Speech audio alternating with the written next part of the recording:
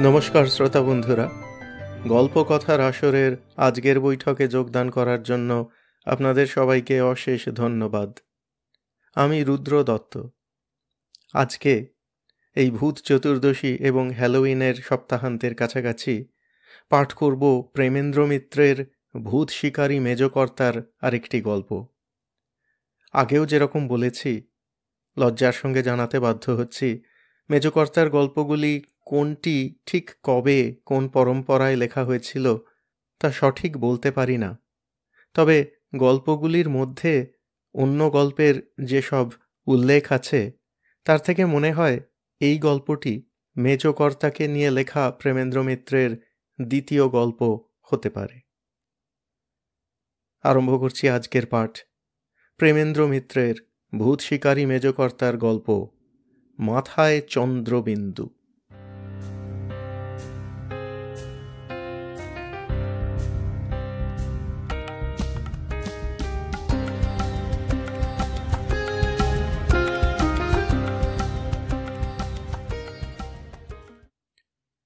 হ্যাঁ, গোটা মুল্লুকের মাথাতেই চন্দ্রবিন্দু।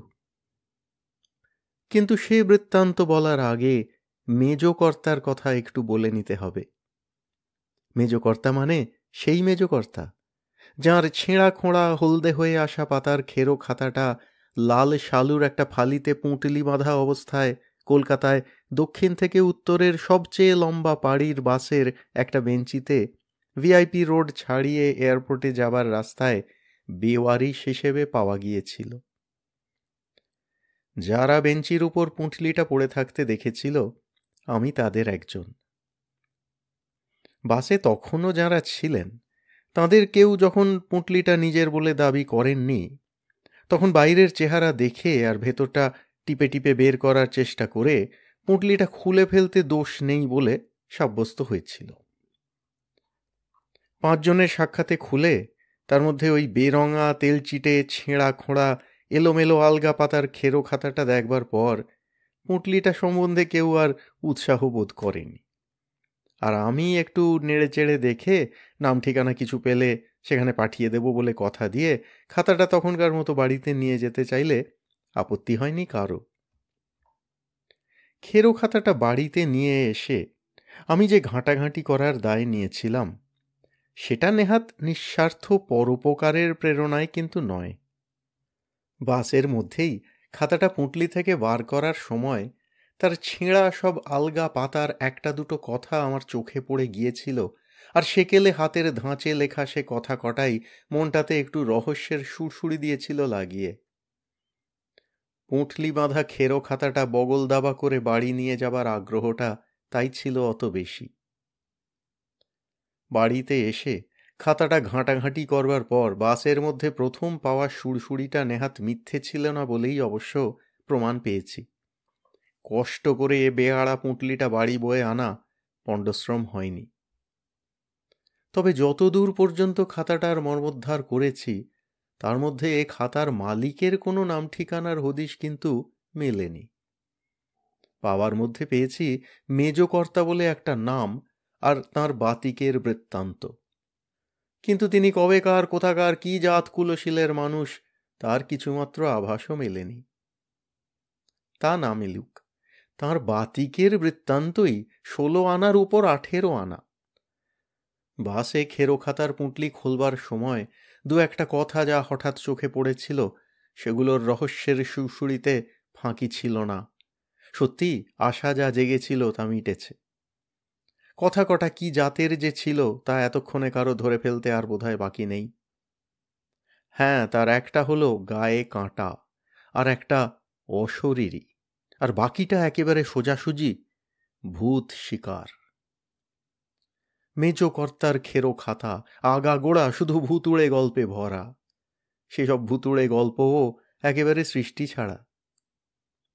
প্রথমে একটা দুটো গল্প পড়ে বিবেকের দংশনে পত্রপত্রিকায় ছাপিয়েও দিয়েছি। ঠিকানা যাঁর মেলেনি তিনি যাতে কাগজে ছাপানো গল্প পড়ে নিজের বলে চিনতে পেরে উপযুক্ত প্রমাণ দিয়ে খাতাটা দাবি করতে আসতে পারেন। তিনি আসবেন এটা কিছু আশা নয়, ভয়। প্রথম গল্প ছাপা হবার পর থেকেই ভয়ে ভয়ে আছি কখন হঠাৎ নিচে বাইরের দরজায় কড়া নড়ে, আর জানলা থেকে কে বলে সাড়া দিতে অচেনা গলায় শুনতে পাই, আমি মেজকর্তা, আমার খেরো খাতাটা নিতে এসেছি। না, এখনো পর্যন্ত এমন কিছু ঘটেনি। সুতরাং ভয়ের ধুকপুকুনি নিয়েই আর একটা গল্প সকলকে শোনাতে পারি। এটাও মেজকর্তার ভূত শিকারের বৃত্তান্ত। মেজকর্তার নিজের জবানিতেই তাই শোনাচ্ছি। বটকেষ্টর ওপর তখন রাগ যা হচ্ছিল তাতে সামনে পেলে তাকে আর আস্ত রাখতাম না। হতভাগা শেষ পর্যন্ত এমনই করে আমার মিথ্যে হয়রানি করাবে তা ভাবতে পারিনি। হয়রানি অবশ্য আমি গ্রাহ্য করি না, যদি তাতে যা চাইছি আখেরে তা মেলে। কিন্তু এ তো দেখছি একেবারে কাটা কানের পেছনে ছুটে মরা। যার পেছনে ছুটছি সেটা সত্যিই কাটা কান কিনা তারই ঠিক নেই। বটকেষ্ট তার চিঠির চিরকুটটায় শ্রীচরণে শতকোটি প্রণাম জানিয়ে লিখেছিল যে এবারে সে এমন পাকা খবর পেয়েছে যার আর মার নেই। কোনো রকমে বেনাপোলের হাটে গিয়ে পৌঁছে গেঁওখালার রাস্তাটা ধরে এগোলেই হলো। গোটা অঞ্চলটারই মাথায় যেন চন্দ্রবিন্দু দেওয়া। সব সেই তেনাদের রাজত্ব। সন্ধ্যের পর মানুষজন তো ছাড়, কুকুর বেড়ালো নাকি হাটে মাঠে থাকে না। তেমন দায়ে পড়ে বার হতে হলে রঘুপতি রাঘবের নামটা মনে মনে জপতে হয়, আর দৈবাত আর কোনো জনের সঙ্গে দেখা হয়ে গেলে গলার আওয়াজটা লক্ষ্য করতে হয়। রাত বিরেতেও অঞ্চলে নাকি খোনা আওয়াজ ছাড়া কিছু শোনাই যায় না। বটকেষ্টর এসব রং চড়ানো ব্যাখ্যানে আমার অবশ্য হাসিই পেয়েছে। আহাম্মকটা কোথায় কেমন করে রং চড়াতে হয় তাও জানে না। তার ওসব বর্ণনা শুনে আমি এত দূর আসিনি। তার একটা কথাই শুধু আমার মাথার মধ্যে ঝনাত করে গিয়ে বেজেছে। সে লিখেছে, গোটা অঞ্চলটার মাথাতেই যেন চন্দ্রবিন্দু দেওয়া। এরকম কথা তো আমার শ্রীচরণে শতকোটি প্রণাম নিবেদন করা শ্রীমান বটকেষ্ট শর্মার মাথায় আসবে না। এ কথাটা ওখানেই সে কারো মুখে শুনেছে নিশ্চয়। আর এমন একটা কথা যাঁর মুখ দিয়ে বেরিয়েছে, তিনি শুধু কোনো মৌতাতের খুশির খেয়ালে শূন্য হাওয়ার ওপর এমন একটা লাগসই বর্ণনা বানিয়ে তুলতে পারেন না। তা সম্ভব নয়। একটুখানি সার এমন বর্ণনার তলায় কোথাও অবশ্যই আছে। গোটা অঞ্চলটার মাথাতেই যেন চন্দ্রবিন্দু দেওয়া। বেনাপোলে পৌঁছবার কোনো ঝামেলাতেই গা করিনি ওই বুকনিটি যার, তাঁর সঙ্গে দেখা করবার আশায়। হাটতলায় পৌঁছে ওরকম কথা বলতে পারে এমন মানুষের খোঁজ করেছি প্রথম। কিন্তু কোথায় কাকে পাবো? সব তো ভোঁ ভোঁ বললেই হয়। হাটবার অবশ্য দুদিন আগেই পার হয়ে গেছে। ভাঙা হাটে দু চারজন ফোড়ে শুধু ঝর্তি পড়তি কিছু সওদা এখনো ছড়িয়ে বসে আছে, নইলে হাট একেবারে ফাঁকা। হোগলার চালগুলোও গুটিয়ে তুলে নিয়ে যাওয়ার পর দোকানপাটের বাঁশের ন্যাড়া খুঁটিগুলোই শুধু মাথা উঁচিয়ে আছে। ফোড়ে দু চারজন যে আছে তা নেহাত দায়ে পড়েই বোধ হয়। আর সেই জন্যই মেজাজ তাদের হয় তিরিক্ষি, নয় গোঁজ। যারা গোঁজ তারা কথা বললে কেউ উত্তরই দিতে চায় না। নিজের গরজেই কারো কাছে গিয়ে আলাপ জমাবার চেষ্টা করি।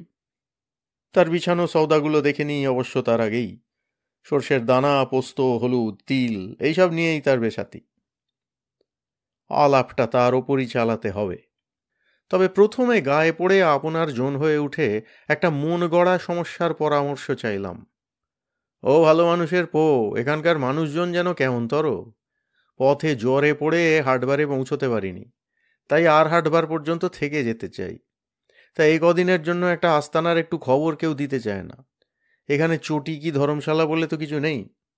কদিন নিজেই না হয় একবেলা ডালে চালে ফুটিয়ে খাবো, কিন্তু রাত্রিরটুকু মাথা গুঁজে থাকবার মতো কোনো আস্তানা মিলবে? এতক্ষণ যে বকে মরেছি তা ভালো মানুষের পোস্ত, হলুদ, তিল, সর্ষের ফোড়ে একবারও মুখ তুলে তাকায়নি। তাকে একটু মুখ তুলে চাওয়াবার জন্যেই কথাটা এমন টেনে লম্বা করেছি। কিন্তু লাভ কিছু হয়নি তাতে। আমায় যেন চোখেই দেখতে পাচ্ছে না ফোড়ে বাবাজির এমন মুখ গোঁজ করা অগ্রাহ্যী। তার অগ্রাহ্যিটা যেন লক্ষ্যই করিনি এমন ভাব দেখিয়ে এবার বসেই পড়েছি বিছানো সওদাগুলোর এক পাশে। তারপর ফতুয়ার জেব থেকে বার্ডসাইয়ের বাক্স বার করে তা থেকে একটা বার্ডসাই এগিয়ে দিয়েছি ফোড়ে বাবাজির দিকে। বলেছি, চলবে নাকি? এই ফিকিরে কাজ একটু হয়েছে। গোমড়া মুখ নরম হয়নি, কিন্তু ফোড়ে বাবাজি হাত বাড়িয়ে বার্ড সাইটা নিতে অন্তত গড়িমসি করেনি। সেটা নিয়ে চোখের দু আঙুলে ধরে এদিক ওদিক পাক দিয়ে ঘুরিয়ে যেন যাচাই করে নিয়ে বাবাজি সেটায় আমার জ্বালানো দেশলাইয়ের কাঠিটা ছোঁয়াতে দিয়েছে। কিন্তু তাতেও যা লাভ হয়েছে, বার্ডসাইয়ের ধোঁয়াটুকুর বেশি কিছু বোধহয় নয়। আগে যা জিজ্ঞেস করেছি তা যেন ফোড়ে বাবাজির কানেই যায়নি। কথাটা আবার তাই স্মরণ করিয়ে দিয়েছি একটু ভনিতা করে। বলছিলাম কি, 4টে দিন বাদেই তো পরের হপ্তার হাট। এ কটা দিন আবার টানাপোড়েন করে মরি কেন? এখানে এ কটা দিন থাকবার একটা জায়গা জোটে না।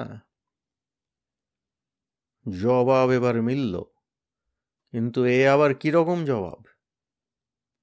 বার্ডসাইটা হাতের মুঠোর ভেতর কলকের মতো ধরে ফোড়ে বাবাজি একটি মাত্র বাক্যি ছাড়লেন, বার্ডসাইটার বকশিস হিসেবেই বোধ হয়। বাক্যিটি এই: এখানে থাকতে নেই। ভালো রে ভালো, তোর কাছে উপদেশ কে চাইছে? এই ভেবে রেগে উঠতে গিয়ে হঠাৎ যেন টনক নড়ল। আরে, এই তো আমার লাইনে পড়া কথা। এখানে থাকতে নেই? কেন থাকতে নেই? থাকতে নেই তো লোকে আছে কি করে? ফোড়ে বাবাজি নিজেই থাকে কোথায়? প্রশ্ন তো অনেকগুলোই আসে, তার মধ্যে কোনটা আগে করলে আমার লাইনটা চালু থাকে? গোলে পড়ে শেষেরটাই আগে তুলে বসলাম। থাকতে নেই, তবু থাকে তো কেউ কেউ, যেমন বাবা জীবন নিজে। তা বাবা জীবনের নিজের কোথায় থাকা হয়? ফোড়ে বাবাজির তখন বার্ডসাইটাও শেষ হয়ে গেছে, সেই সঙ্গে গলার ফুটোও এসেছে বুঝে। প্রায় না শোনার মতো গলায় জবাব দিলে, তাতে আর কি দরকার? সেই সঙ্গে শেষ হওয়া বার্ডসাইয়ের টুকরোটাও দূরে ছুঁড়ে ফেলে দিয়ে আমার খাতিরটা এখন কি তাই বোধহয় বুঝিয়ে দিলে।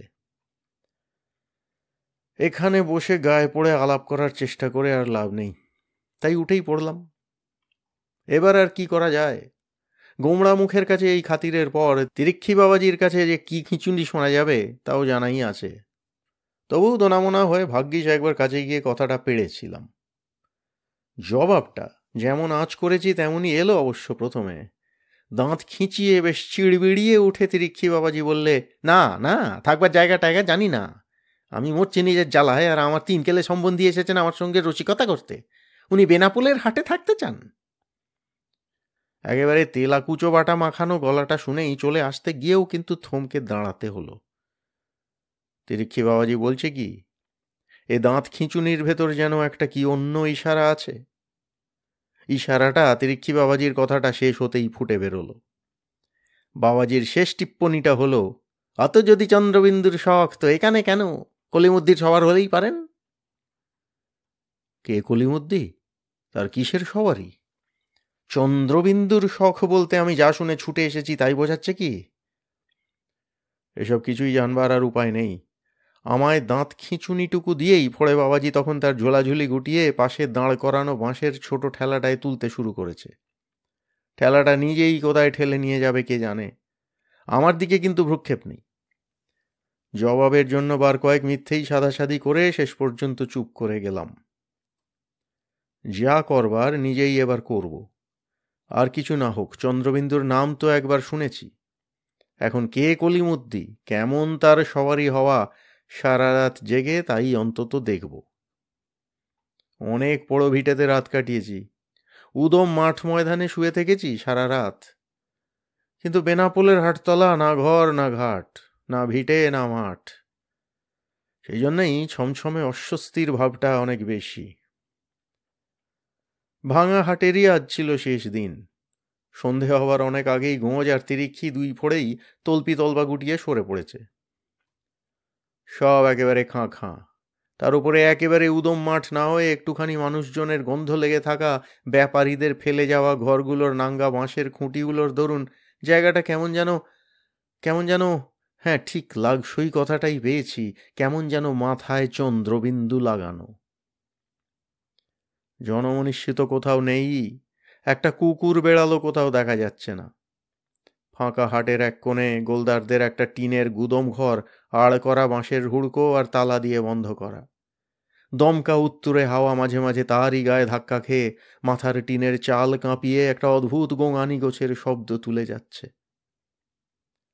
শীতের শুরু, রাত হবার সঙ্গে সঙ্গে ঠান্ডাটা বাড়ছে। গরম চাদরটা ভালো করে গায়ে জড়িয়েও দমকা হাওয়ার ঝাপটা এলে একটু কাঁপুনি ধরছে। এমন করে এই জায়গাটাতেই রাত কাটানো খুব আরামের হবে না।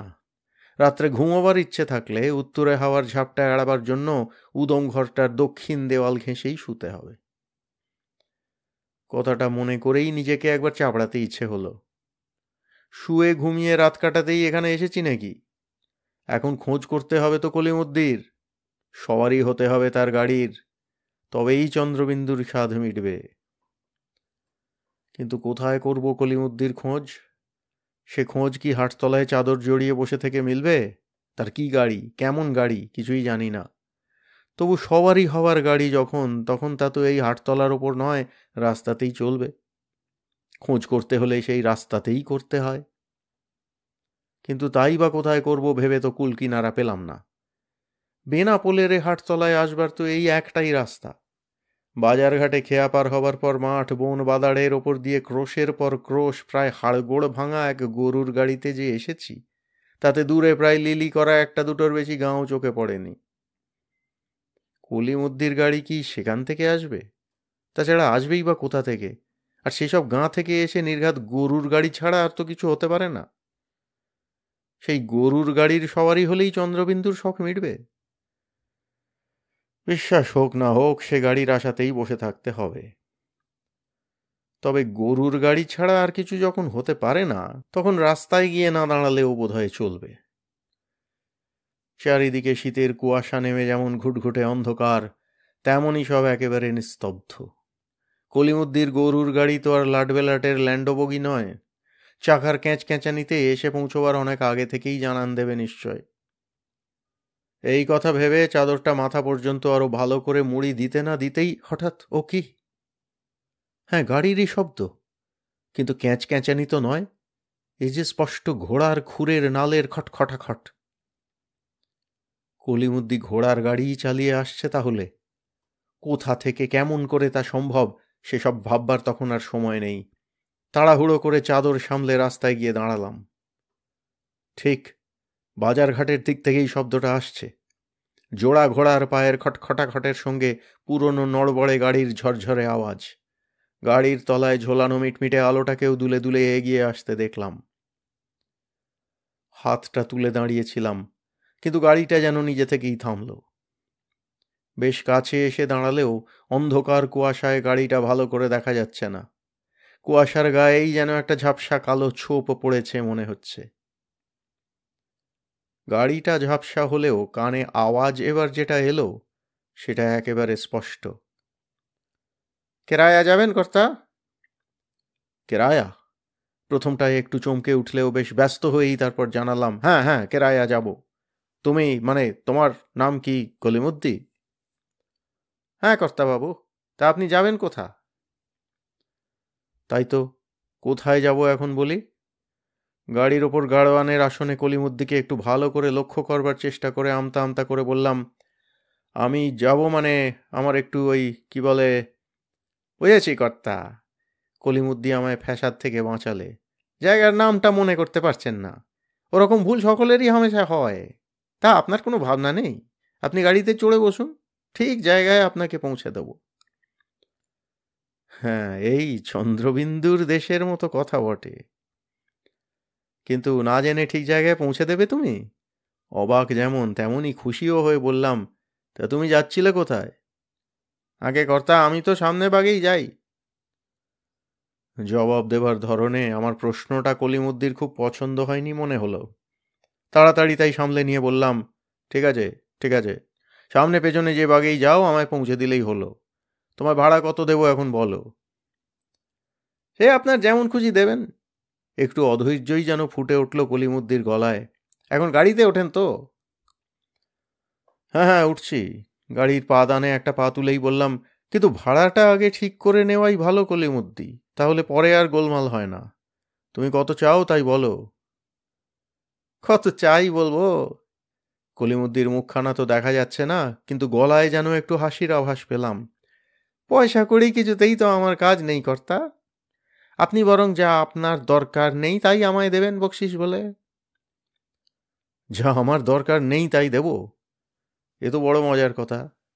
কি আমার সঙ্গে এমন আছে যাতে আমার দরকার নেই? ফাঁপড়ে পড়ে দু চার লহমা বুঝি চুপ করেছিলাম। আমার ফাঁপড়ে পড়া বুঝে কলিমুদ্দিন নিজে থেকেই মুশকিলটা আসান করে দিলে। বললে, আপনার গায়ের ওই মলিদাটা দেবেন কর্তা, তাহলেই হবে। মলিদাটা দেব?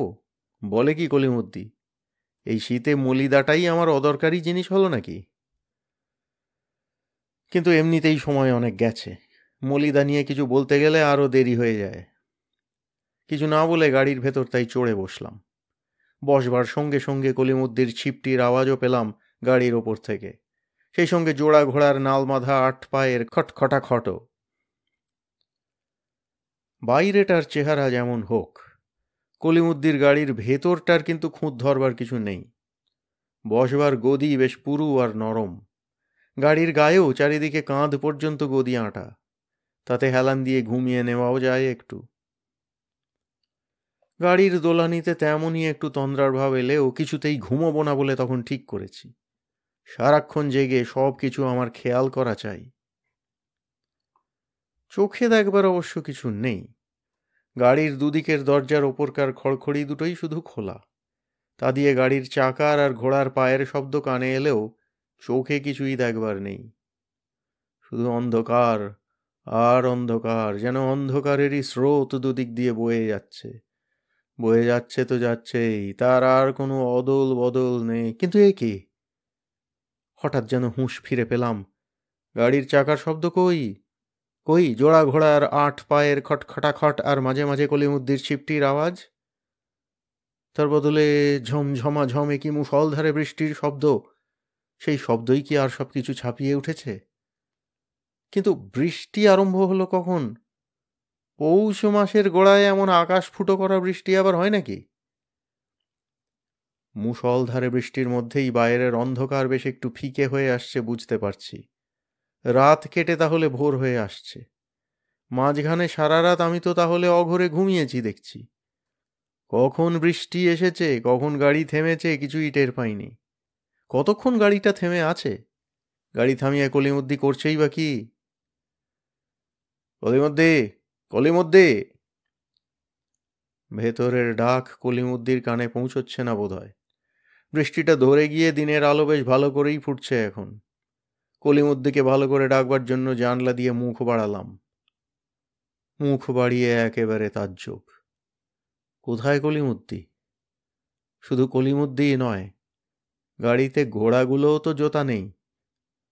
আমার ঘুমের মধ্যে বৃষ্টির জন্যেই সেগুলো খুলে নিয়ে কলিমুদ্দি কোথাও অপেক্ষা করছে নাকি? না, এখন একবার গাড়ি থেকে বেরিয়ে দেখতে হয়। কিন্তু গাড়ির এধার ওধার দুদিকের দরজা এমন আঁট হয়ে গেল কি করে? মরচে ধরে গেছে যেন হাতলের কবজায়। রাত্রের অন্ধকারে যেগুলো অত ভালো মনে হয়েছিল, সে গদিগুলোও তো দেখছি ছেঁড়া খোঁড়া, ভেতরের ছোবড়া বার করা।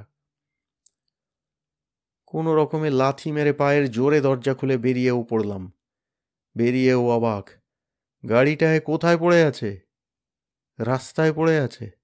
রাস্তায় নয়, রাস্তার ধারের একটা আগাছার জঙ্গলের মধ্যে। গাড়ির যেমন চেহারা তার হালও তাই। দুটো চাকাই দেখছি খোলা। সব কি আমার ওই ঘুমিয়ে পড়ার রাতটুকুর মধ্যে হয়েছে? কিছুই বুঝতে পারছি না। বুঝতে পারছি না জায়গাটাও। মনে হচ্ছে কোনো ছোটোখাটো মফস্বলী শহরের বাইরের দিকে এসেছি। কিন্তু কোথায়, কোন শহর? তাছাড়া রাস্তায় এত জল কাদা কেন? বৃষ্টি এখনকার মতো থামলেও আকাশের আর পথঘাটের চেহারা দেখে মনে হচ্ছে বৃষ্টি আগেও বেশ কদিন হয়েছে আর এখনও যথেষ্ট হবে। পৌষ মাসের গোড়ায় এমন নাগাড়ে বৃষ্টি হয় নাকি? তাছাড়া বেনাপোলের হাটতলা থেকে রাতটুকুর মধ্যে কতটাই বা এসেছি, সেখানে একেবারে খটখটে শুকনো, আর ঘন্টার পথে সেই এমন ঘোর বর্ষা। শীতের বর্ষার ঠান্ডা তো নেই, রীতিমতো গরমই তো হচ্ছে। গরম লাগাটা টের পেতেই গায়ের মলিদার কথাটা খেয়াল হলো। গাড়ির দরজা খুলে নামবার সময় সেটা গায়ে দিয়ে নামিনি। গাড়ির ভেতরেই পড়ে আছে তাহলে। তাড়াতাড়ি তাই দেখতে গেলাম। মলিদা সেখানে নেই। না, এবার আর অস্থির না হয়ে মনে মনে একটু হাসলাম শুধু। কলিমুদ্দি তার বকশিস তাহলে ঠিকই নিয়ে গেছে। আমার দরকার যা নেই তেমন জিনিসই নিয়েছে। কিন্তু ঠিক জায়গায় পৌঁছে দিয়েছে কি? যেদিক থেকে এসেছি, এতক্ষণ বাদে সেই বেনাপোলের দিক থেকেই একটা গরুর গাড়িকে আসতে দেখে সেটা থামালাম। জিজ্ঞেস করলাম, কোথা থেকে আসছো বাছা? আগে ওই উধারের গাঁ বেনাপোল থেকে। গাড়োয়ান একটু অবাক হয়েই জবাব দিলে, ওদিক পানে বৃষ্টি টিষ্টি পেলে? আগে বলেন কি কর্তা, বর্ষাকালে বৃষ্টি পাবো না? লোকটা আমায় একটু পাগল বলেই ঠাউরে গরুর ল্যাজ মলে তাড়াতাড়ি গাড়িটা চালিয়ে নিয়ে গেল। প্রশ্নটা অনেক ভেবেচিন্তেই কিন্তু করেছিলাম। উত্তর পেয়েই যা বোঝবার বুঝে নিয়েছি। বটকেষ্ট তাহলে ভুল খবর আনেনি। সত্যিই মাথার উপর চন্দ্রবিন্দু দেওয়া মূল্য কি এটা বটে। কলিমদ্দি তাই এক রাতের সওয়ারি করে আমাকে শীত থেকে একেবারে বর্ষায় এনে দিয়ে গেছে। শহরের দিক থেকে একজনকে আসছে। কোথায় নিয়ে এসেছে তা কিন্তু তাকে জিজ্ঞাসা করব না। আবার খুলনোর বদলে মালদো জেলার কোনো শহরের পাশে নাম করে বসে, এই আমার ভয়। শীত থেকে বর্ষায় এসে পৌঁছনোটাই আগে সামলে নি।